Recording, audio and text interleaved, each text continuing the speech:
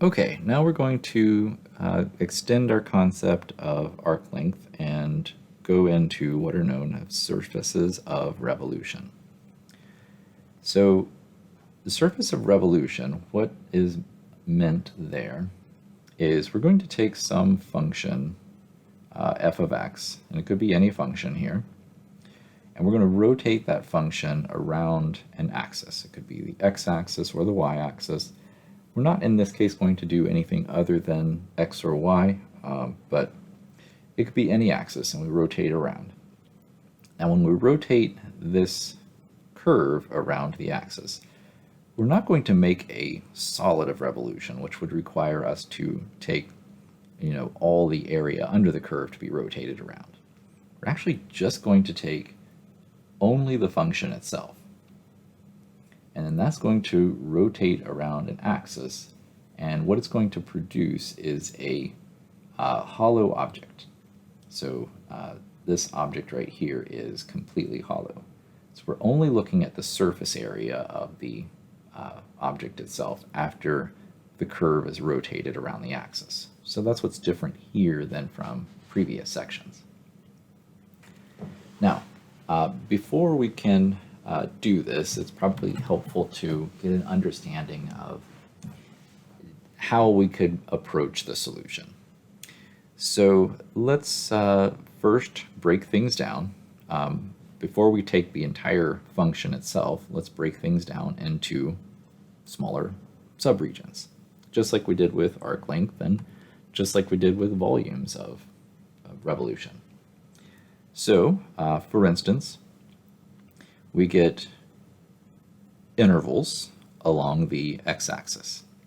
All right, so this would be the start of the interval, that would be the end of the interval, and these would be the sub-interval points.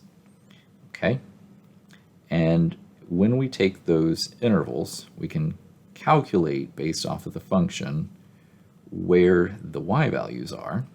That's no problem. And we can effectively rotate subregions around the axis. So for instance, the subregion here from f of x1 to f of x2 would be this curve right here, but now I'm just using a straight line between those 2 points. And I'm going to take this straight line and rotate it around the axis.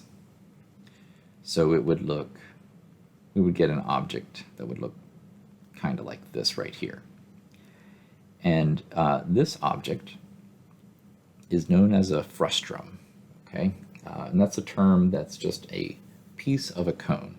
Now, of course, it's also hollow, and here it is. I've got one rotated around the y-axis here, but it's the same concept.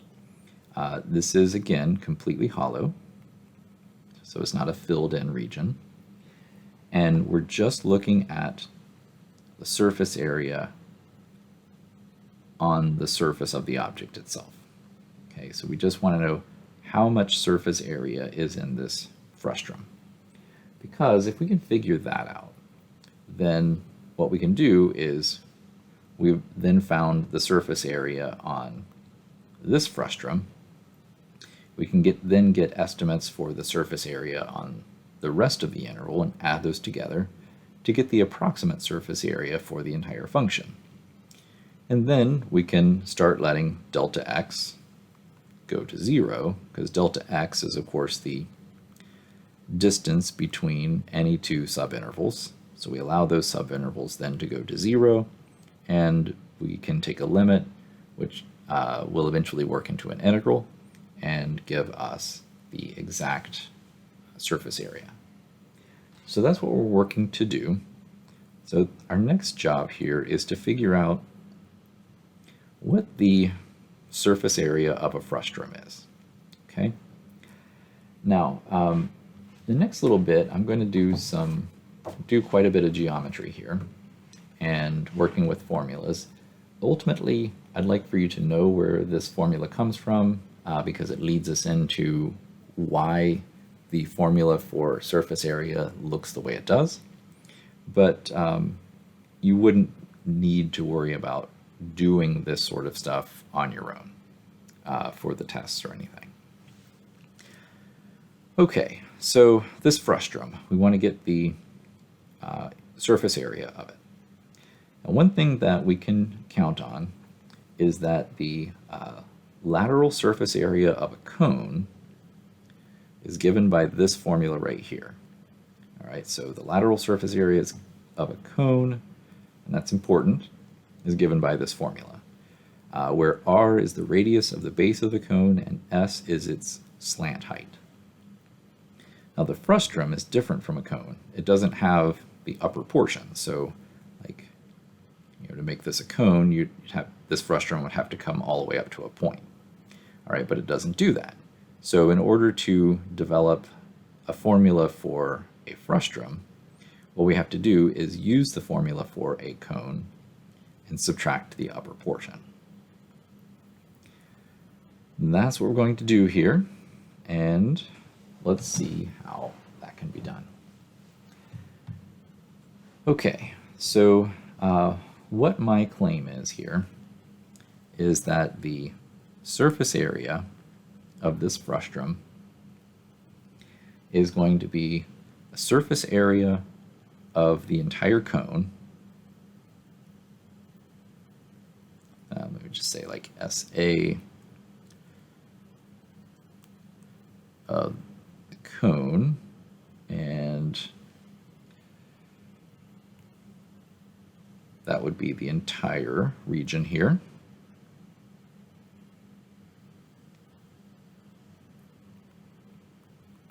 Okay, minus the surface area of the upper cone.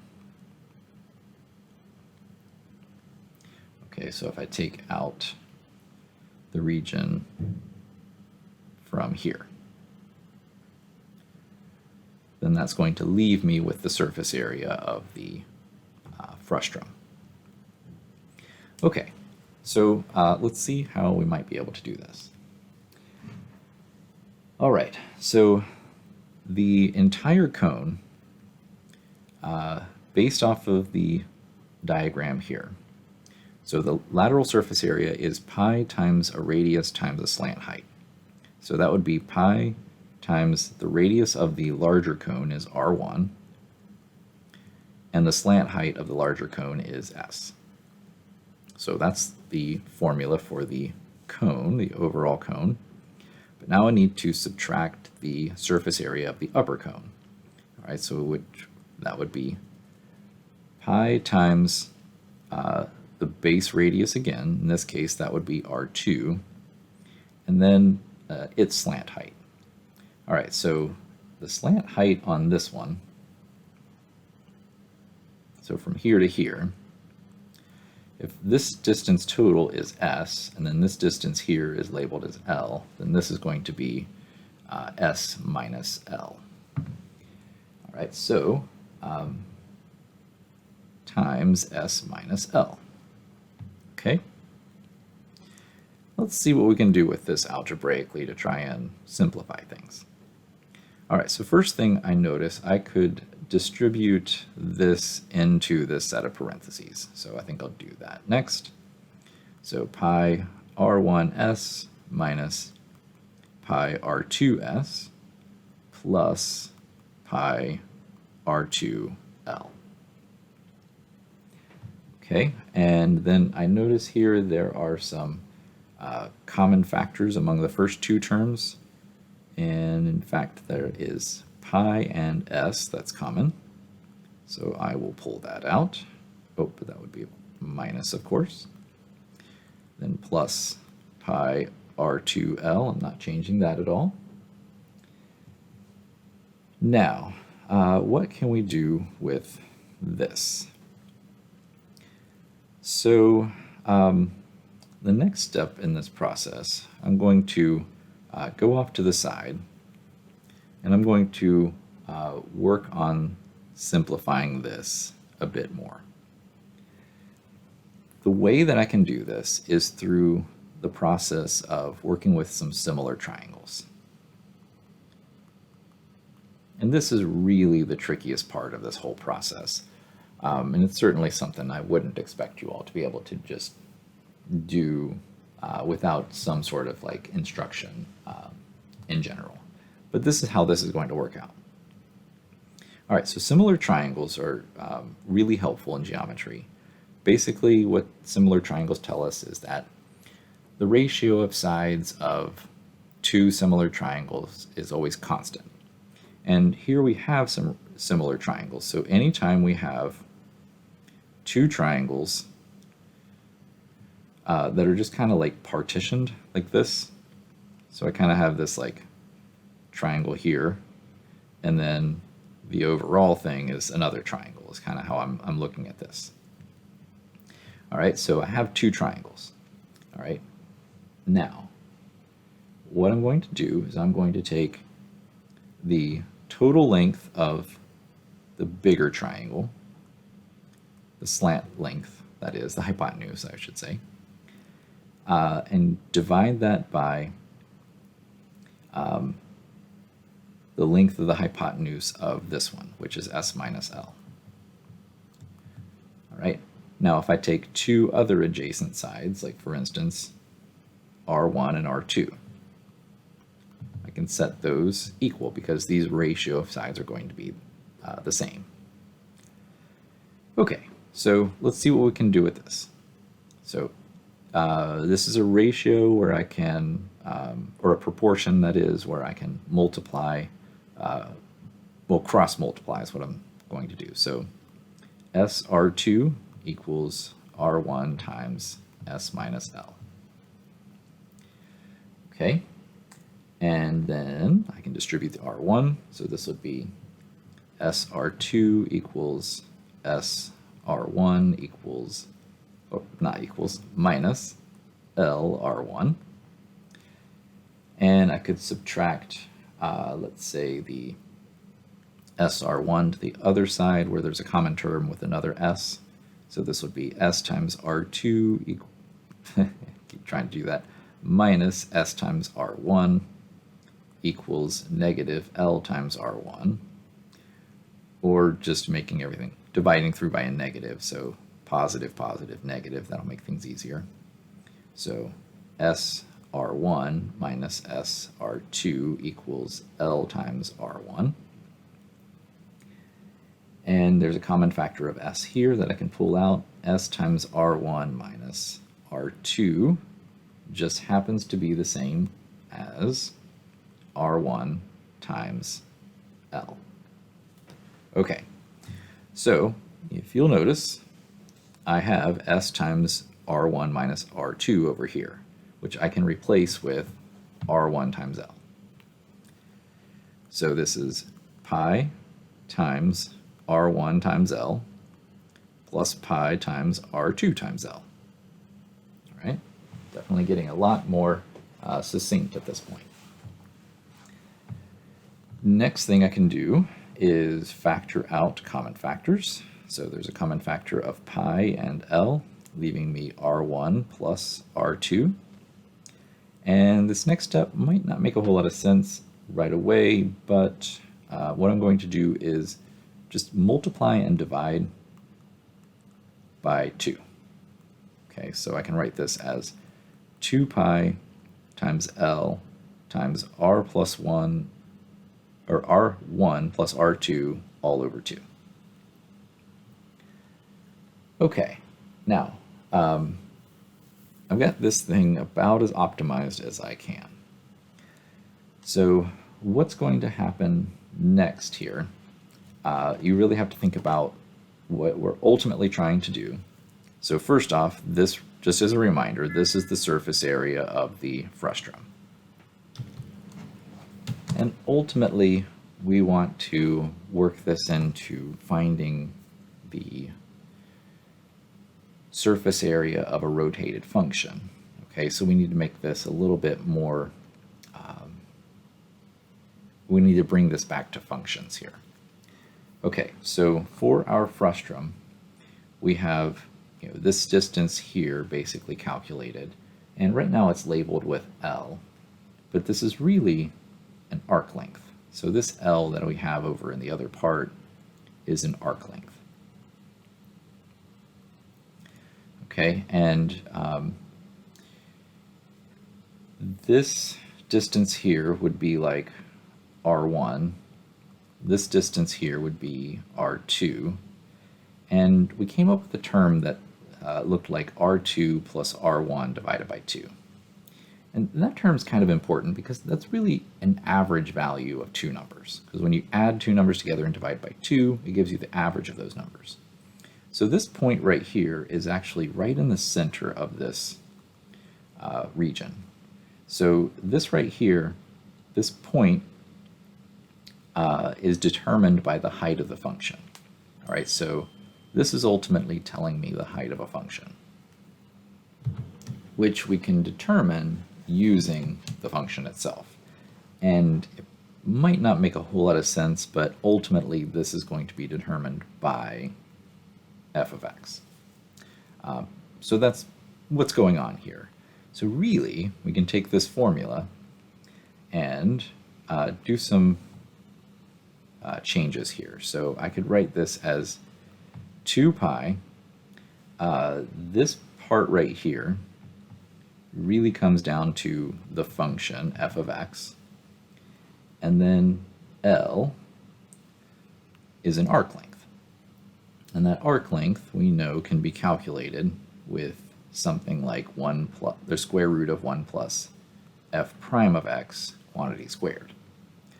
So that tells us then where this formula comes from that we see in the next part here. So the formula for surface area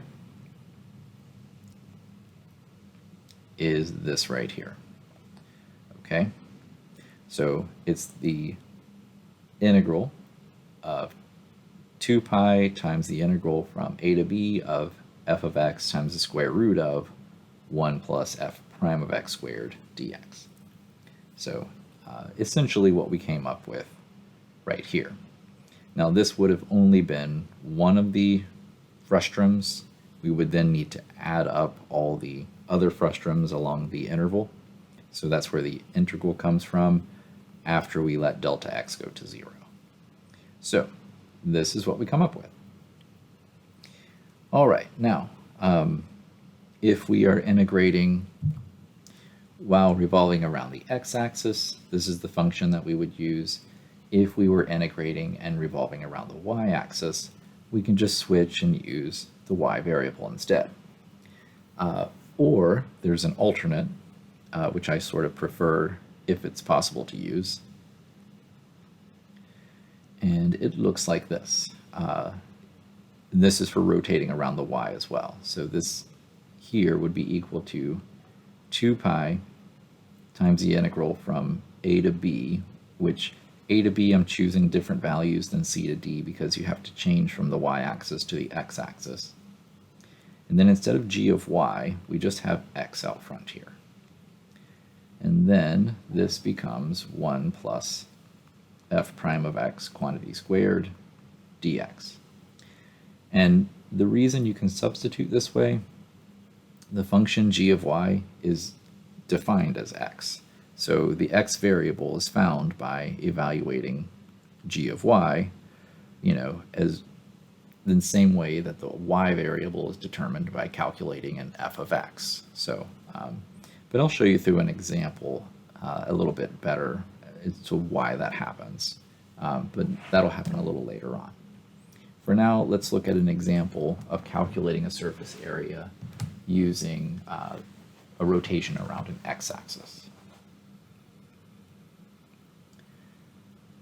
All right, so let f of x equal the square root of x over the interval from 1 to 4. Okay, so let's draw that. All right, so square root of x, we know kind of looks like this. And we're on an interval from 1 to 4. So I'll just say this is 1 and this is 4. So that this will be my subregion.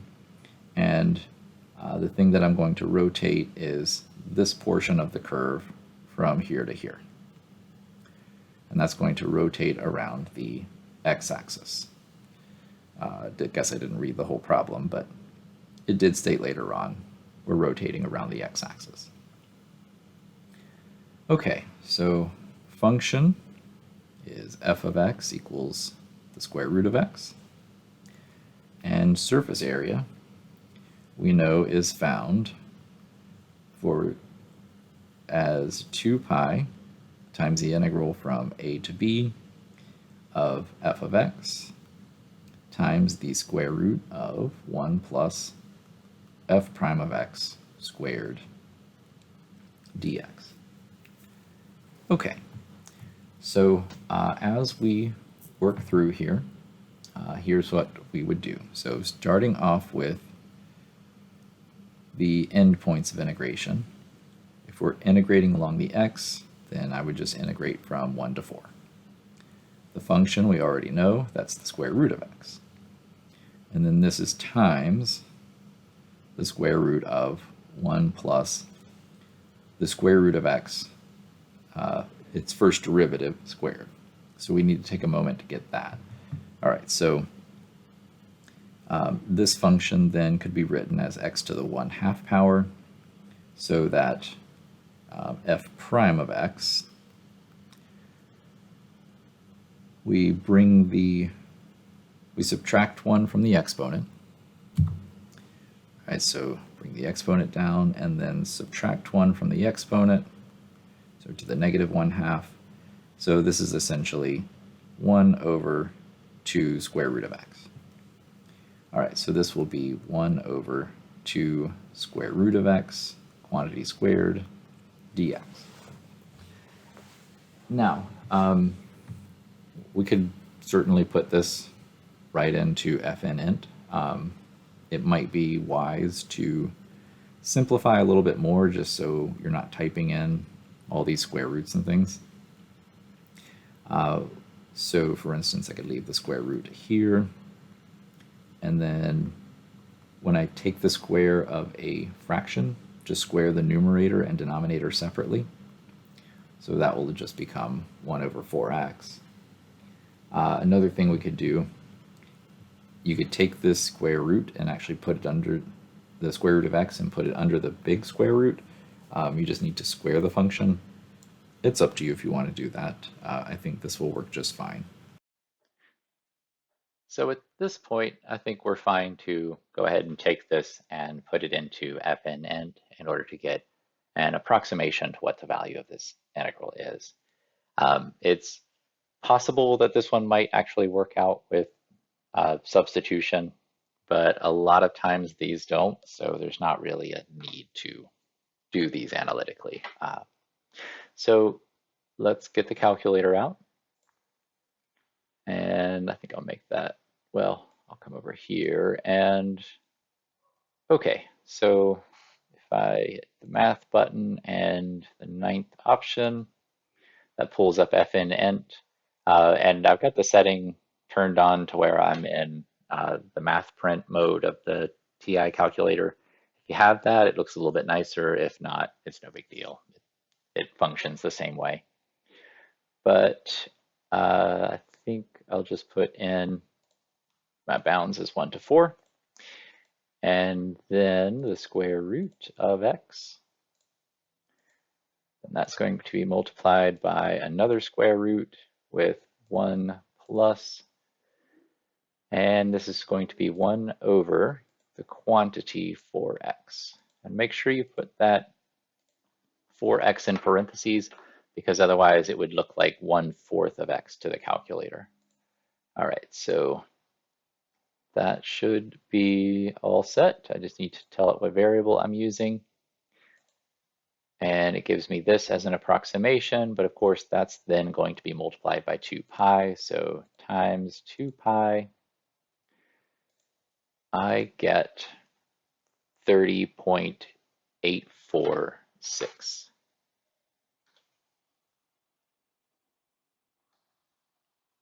So about 30.846 to 3 decimal places.